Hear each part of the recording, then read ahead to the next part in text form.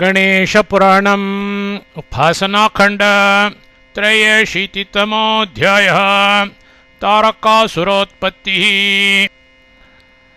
मुनिरुवाच कस्मिन् स्थाने तपोकारी रामेण परमाद्भुतम् तन्मे कथय लोकेश तृप्तिं मे नास्ति शण्वतः। क उवाच मयूरेश्वर नाम्ना यत् क्षेत्रं ख्यातं चतुर्युगे यत्रावतीर्णो देवेशो मयूरारूढ एव सः। कमलासुरनामानं महनदैत्यपुङ्गवम् यस्मान् मयूरमारूढो मयूरेश इति स्फुटम्। संस्तुतो देवमुनिभिर्लोके तां ख्यातिमागमत् तत्रानुष्ठानमकरोत् अवाप परशुं ततः। स्वयं परशुरामो भून्नाम्नाख्यातस्त्रिविष्टपे इतिहासं प्रवक्ष्यामि शृणु तं मुनिसत्तम। तारको नाम दैत्यो भून्महाबलपराक्रमः दिव्यवर्षसहस्रं स तपस्तेऽप्येषु दारुणम्। ततः प्रसन्नो ब्रह्मास्मै ददौ सर्वां भयं द्विज देवर्षि यक्ष गन्धर्वो राक्षसहस्ततः। तच्चस्त्रास्त्रगणान्मृत्युर्न ते क्वापि भवेदिति उत्पत्स्यते यदा स्कन्दस्ततस्ते मरणं भवेत् इति तद्वाक्यमाकर्ण्य बलगर्वसमायुतः तारको पीडयल्लोकां स्त्रैलोक्ये वसतो मुने। वेदाध्ययननिष्ठांश्च तपोनुष्ठानकारिणः अग्निहोत्रस्तानन्यान् कारागारे क्षिपद्विजान् सर्वान् राज्ञोत्तनागांश्च वशे कृत्वा दिवं ययो इन्द्रादयस्तदा देवा हिमाचलगुहां गताः। तद्भयान् नाभवत् क्वापि यजनं पूजनं तथा अहमेवेश्वरो देवो ब्राह्मणकुलदेवता अहं नमस्ये पूज्यश्च नान्यो जगति वर्तते यश्चान्यान् प्रणमेत् क्वापि पूजयेद्वा कदाचन सद्दण्ड्यस्ताडनीयः स्यात् गच्छेद्वा यमसादनम्। एवं सर्वेषु लोकेषु ज्ञापयामास दूततः। ततः सर्वे जना रिक्ता जाता सज्जनवर्जिताः निस्वाध्यायवषट्कारा यज्ञदानविवर्जिताः। उच्छिन्नकुलधर्मांश्च स्वाचाररहिता खलाः मुनय साधवः सर्वे गिरिगह्वरमाश्रिताः। देवं ते प्रार्थयामासुः कथं दैत्यो विवर्धितः विना त्वां शरणं शम्भो यामकं जगदीश्वरम्। निर्माता रक्षिता धाता संहर्ता जगतां विभो दावानलो वनमिव दहते स्मान् सदर्पतः। यदि ते सञ्जीहीर्षा स्यात् संहरस्व स्वयं जगत् नो चेत् संहर दैत्यं त्वं तारकं सर्वपीडकम्। एवं सम्प्रार्थ्य ते पुस्ते दुष्करं तप उत्तमम् पत्रभक्ष्य वायुभक्ष्य निराहारा जलाशिनः एवं स्थितेषु मुनिषु तेनाज्ञातेषु दैत्यराट् ऐन्द्रं पदं समास्थाय ब्रह्माणं समताडयत् विष्णुस्ततो गमत्क्षीरसागरं निद्रितुं मुनिं त्यक्त्वा कैलासमगमत् शङ्करोऽपि गुहान्तरम् दिक्पाला दिग्गजाश्चापि नानागह्वरमाश्रिताः तेषां स्थाने स्थापयत्स दैत्यानन्यांश्च दैत्यराट् अचलमचलस्तिष्ठन् पालयामास वै प्रजाः गर्जते स्वस्वभावेन कम्पते त्रिविष्टपम् तत इन्द्रादयो देवास्तुष्टुवुर्गिरिगह्वरे गिरीशं गिरिजानाथं गिरागम्भीरया मुदा देवावोचो देवाधिभूमिगगनेन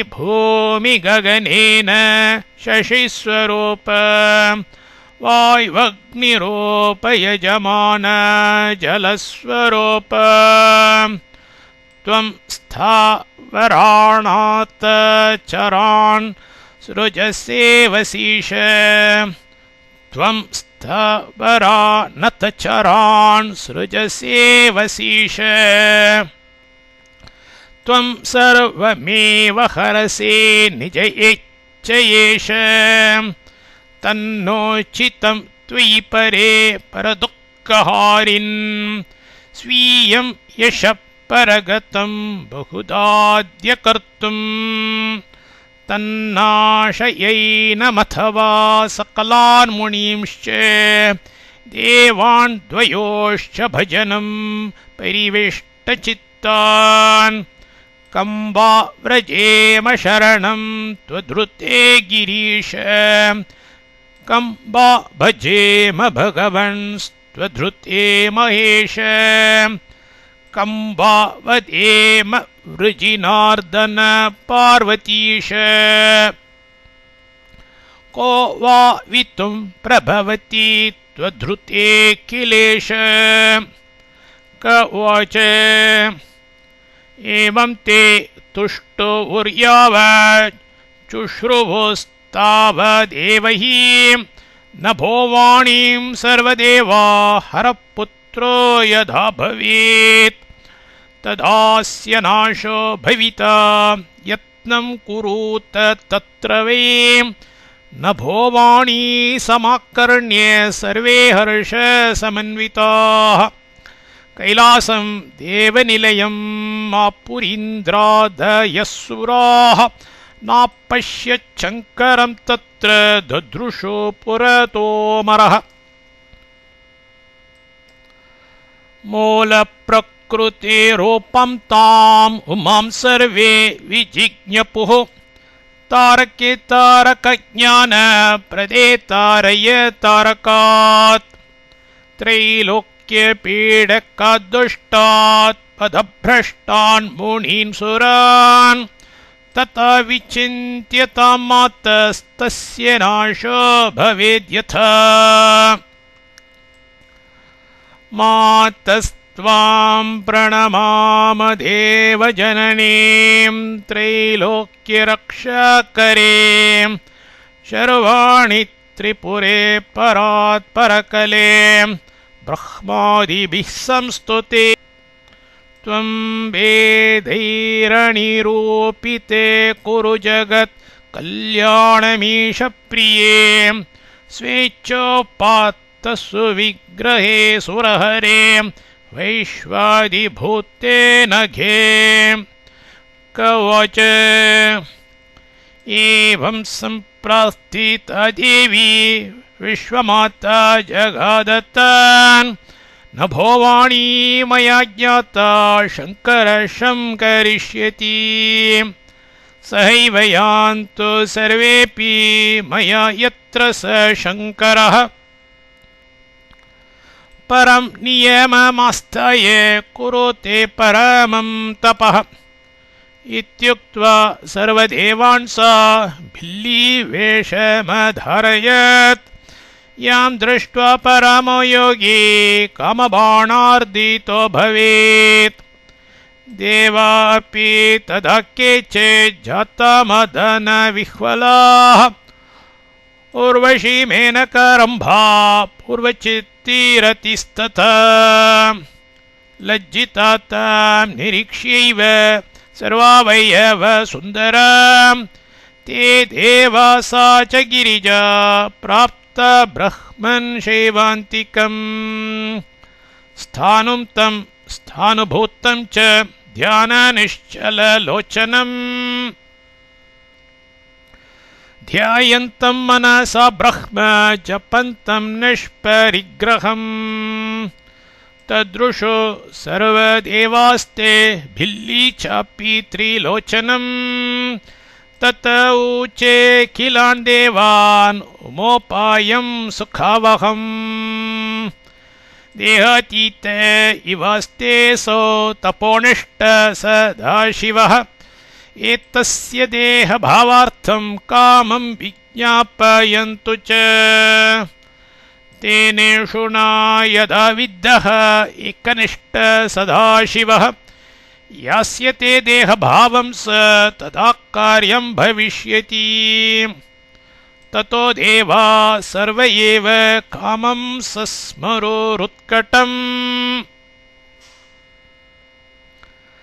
समागतं तमोचुस्ते स्वकार्यकृतनिश्चयाः प्रार्थयामासुरपरे स्वकार्याय मनोभवम् विभुत्स्त्वमसि लोकानां चरेषु स्थावरेषु च त्वयैव जायते सृष्टिस्त्वया व्याप्तमिदं जगत् अबलाकामिनः सर्वे त्वयैव बलवत्तराः त्वया विना वृथा सर्वं जगत्स्थावरजङ्गमम् अतस्मैव कर्तव्यं सर्वेषां कार्यमुत्कटम् कामवाच यद्यप्यहं विसामग्रेस्यथायुष्मत्प्रसादतः करिष्यामि वचः कार्यं मा देहपतनावधि सुमं धनुर्मरालाज्येषु कटाक्षोत्तयोषितः विजेष्येथापि सकलान् अमरान् शङ्करावधि वसन्तं प्रतिलभ्यैव सहायं सकलं सुराः क उवाच एवमुक्त्वा गतः कामो यत्रास्ते स सदाशिवः मोहितुं शङ्करं देवं देवानां कार्यसिद्धये मोहितुं शङ्करं देवं देवानां कार्यसिद्धये इति श्रीगणेशपुराण उपासनाखण्डे 83तमोऽध्यायः।